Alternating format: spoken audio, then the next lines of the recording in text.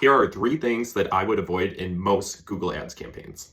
First is Performance Max campaigns, specifically for form-based lead submissions. PMax usually works best when an account has a ton of historical learning and deeper funnel conversion data.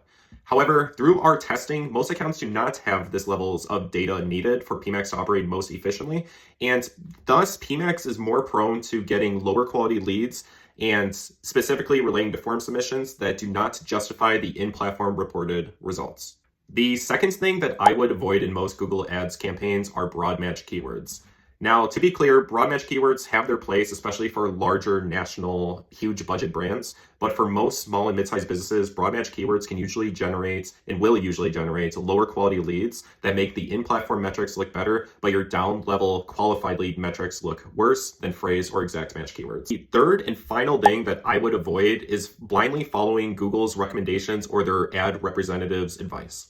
Remember, Google is a publicly traded company. This means that their incentives do not always perfectly align with your company's profitability. That influences many of the recommendations you see in platform, in addition to the recommendations that are pushed by their ad representatives. That does not mean you shouldn't use Performance Max, broad match keywords, or follow your rep recommendations. It does mean you have to understand it in the context of your overall business growth strategy and understand when it makes sense to test and when it makes sense to not.